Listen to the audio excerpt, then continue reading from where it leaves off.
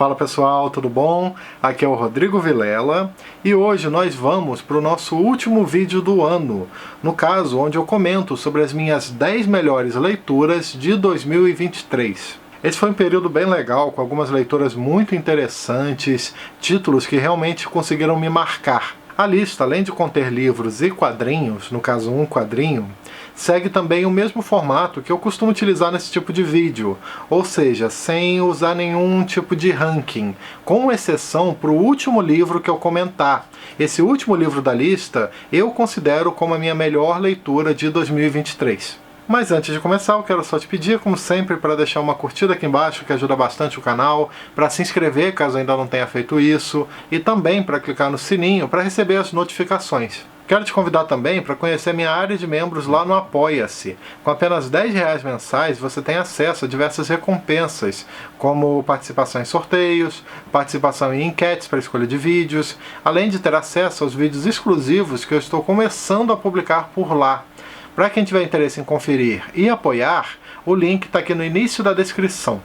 Começando a lista, quero comentar primeiro sobre um livro nacional excelente chamado Boca do Inferno, do escritor Otto Lara Rezende, que eu li nessa edição aqui da editora Companhia das Letras. Nessa obra temos uma antologia com 7 contos bem interessantes que eu li logo no início do ano, contos ambientados no interior do estado de Minas Gerais e sempre protagonizados por crianças. O curioso é que esses contos não tratam de temáticas que poderíamos esperar num trabalho desse tipo, um trabalho protagonizado, com contos protagonizados por crianças.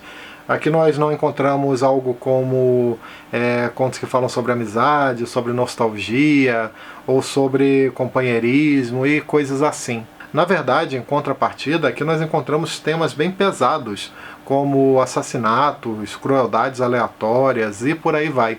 Além disso, os contos tratam de temas como a pressão da religião na vida de alguns personagens, fala também bastante sobre a indiferença dos adultos com relação aos problemas das crianças, aos seus problemas, às suas angústias. Esse aspecto mais polêmico da obra repercutiu bastante na época do lançamento, gerando muitas críticas bem pesadas ao autor. Apenas muitos anos depois que esse trabalho foi de fato reconhecido, se tornando inclusive para muita gente a obra-prima do Otto Lara Rezende. Continuando, agora eu quero comentar sobre um quadrinho incrível que eu li nesse ano de 2023, chamado Dias de Areia, da Aimee de Jong, que eu li nessa edição aqui da editora Nemo, e que conta com tradução de Scheibe e Castro. Nesse trabalho acompanhamos a vida de um fotojornalista em início de carreira, um jovem que foi contratado por uma agência do governo norte-americano para retratar as condições de um vilarejo do interior dos Estados Unidos. Só que a particularidade aqui é que aquela mesma região estava sofrendo com tempestades de areia gigantescas que estavam destruindo completamente o comércio local, além de estimular a saída das pessoas de lá.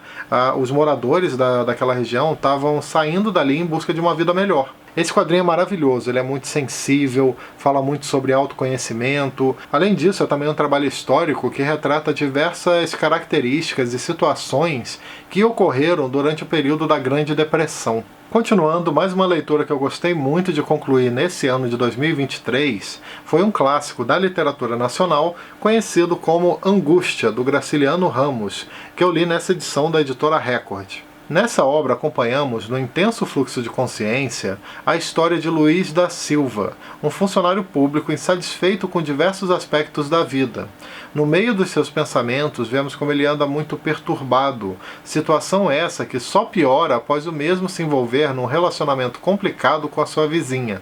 Ao longo da leitura, vamos acompanhando a degradação desse protagonista, que por conta de uma situação em particular, começa a perder o controle de si mesmo.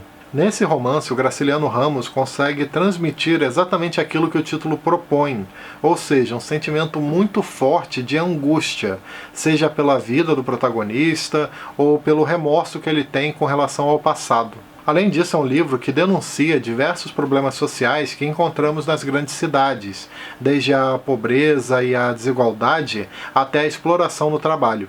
Mais um livro excelente que eu li nesse ano foi um trabalho de não ficção que é pouco conhecido, mas muito bom, chamado 10 Dias num Hospício, da escritora jornalista Nellie Bly, que saiu pela editora Fósforo, com tradução de Ana Guadalupe.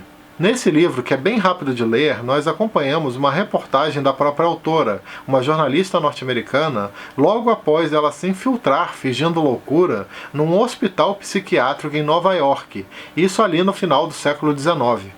Esse livro é importante porque ele fez uma grande denúncia na época ao sistema manicomial dos Estados Unidos. A autora revela maus-tratos, injustiças e irregularidades tanto no diagnóstico de algumas pessoas quanto no tratamento dos próprios pacientes. É muito interessante perceber também, ao longo da leitura, a enorme coragem da jornalista para se infiltrar nesse local. Ela relata tudo que viu e vivenciou, desde fome, frio, até crueldades e torturas psicológicas. Além disso, vale dizer que essa reportagem alcançou uma enorme repercussão na época, ajudando muito a criar, novos tratamentos mais humanos nas políticas dessas instituições.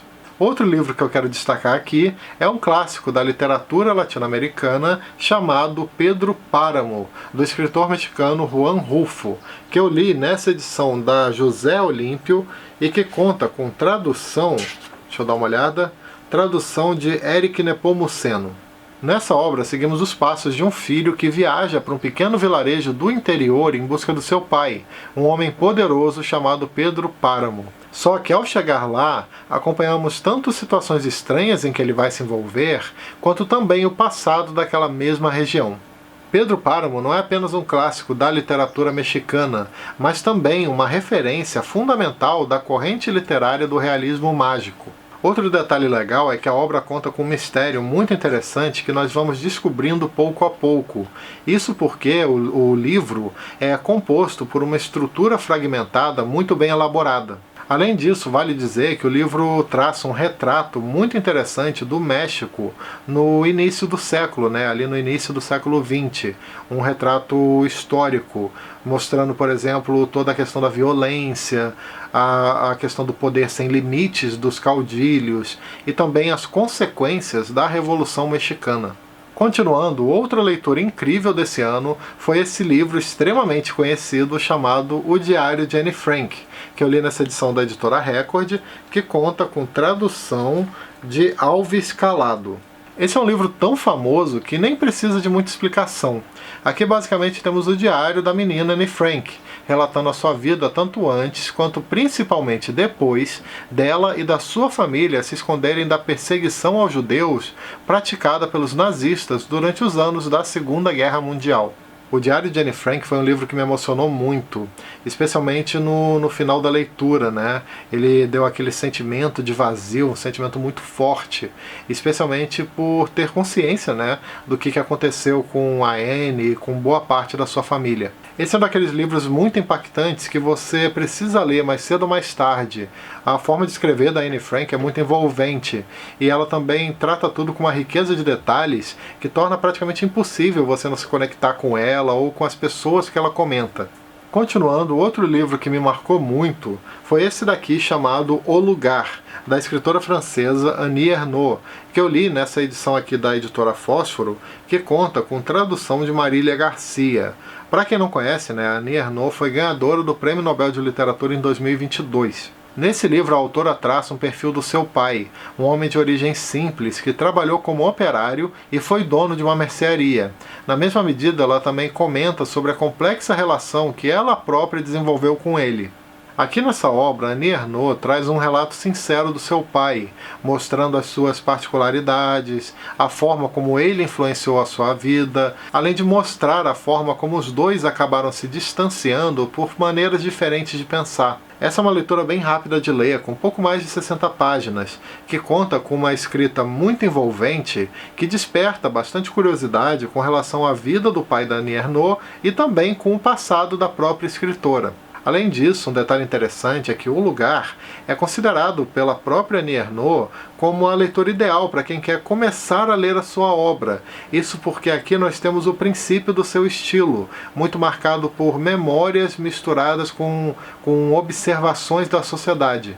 Agora, falando de literatura japonesa, também quero comentar sobre um clássico que eu li chamado Flores de Verão, do escritor Tamiki Hara, que saiu pela editora Tinta da China e conta com tradução do japonês de Jefferson José Teixeira. Aqui nós temos uma obra bastante autobiográfica, composta por 4 partes, onde o autor conta a sua história e a da sua família, todos sobreviventes da explosão da bomba atômica na cidade de Hiroshima. Flores de Verão é um livro importantíssimo porque ele foi um dos primeiros na história a nos mostrar a perspectiva japonesa com relação a esse evento, isso através do ponto de vista de uma das vítimas. Nesse sentido, temos uma leitura bastante detalhada e também muito perturbadora sobre os efeitos imediatos daquele ataque, nos mostrando as terríveis consequências para a população, tanto no curto quanto no médio prazo. No Japão, o livro é tão importante que ele é utilizado no currículo escolar, ele influenciou diversos escritores importantes, como, por exemplo, o ganhador do Nobel de Literatura, Kenzaburo Oe, e também é uma das bases, um dos pilares de um gênero conhecido como literatura da bomba atômica. Mais um trabalho que eu quero comentar aqui com vocês é uma novela conhecida como O Livro do Xadrez, do escritor austríaco Stefan Zweig, que eu li nessa edição da editora Fósforo, que conta com tradução de Silvia Bittencourt. Nessa obra acompanhamos um certo narrador falando sobre algo que ele presenciou, no caso, quando alguns hóspedes de um navio resolveram desafiar um grande campeão de xadrez durante a viagem. Num primeiro momento parecia ser impossível derrotá-lo, só que a situação muda drasticamente com o surgimento de um outro jogador, alguém que parecia ter muita habilidade naquele jogo, além de um passado muito misterioso. Essa é uma novela incrível, com personagens complexos, elementos autobiográficos, além de ser uma leitura surpreendente no sentido de que esse trabalho, essa novela, fala muito mais do que apenas sobre xadrez. Na verdade, o Zweig se utiliza dessa obra para expressar sentimentos e insatisfações que ele tinha com relação ao seu próprio tempo, o tempo da guerra, da intolerância e também do exílio. Para finalizar, pessoal, o último livro que eu quero comentar aqui com vocês foi justamente a minha melhor leitura de 2023. No caso, estou falando de Ópera dos Mortos, do escritor Altran Dourado, que saiu nessa edição da editora HarperCollins. Esse livro conta a história do declínio da família Honório Cota através de 3 gerações, mas principalmente da última, onde a figura de Rosalina é central, uma mulher que se isolou completamente dos demais por conta de eventos do passado.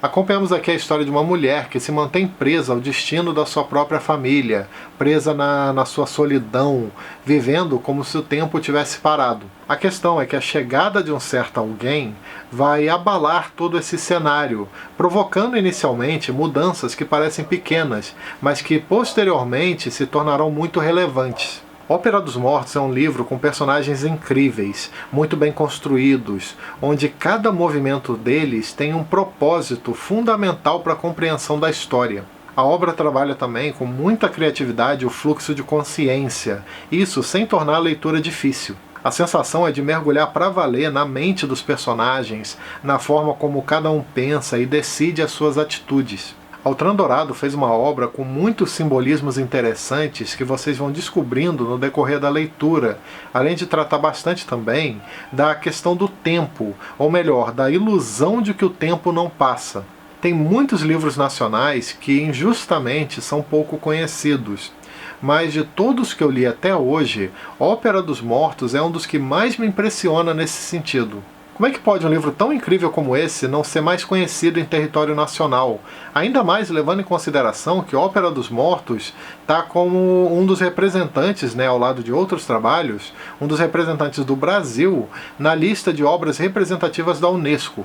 Enfim, pessoal, leiam Ópera dos Mortos, leiam Altran Dourado, vocês com certeza não vão se arrepender. Bom, é isso, pessoal, espero que vocês tenham gostado desse vídeo de hoje, onde eu comentei sobre as minhas 10 melhores leituras de 2023. Agradeço também a todo mundo que me acompanhou ao longo desse ano. Agora eu vou entrar de férias um pouco, no mês de janeiro, mas não se preocupem porque eu já preparei diversos vídeos, já deixei tudo programado, então não vai fazer nenhuma diferença, Vocês vão continuar recebendo conteúdos novos todo domingo às 18 horas. Beleza, pessoal? Então é isso aí.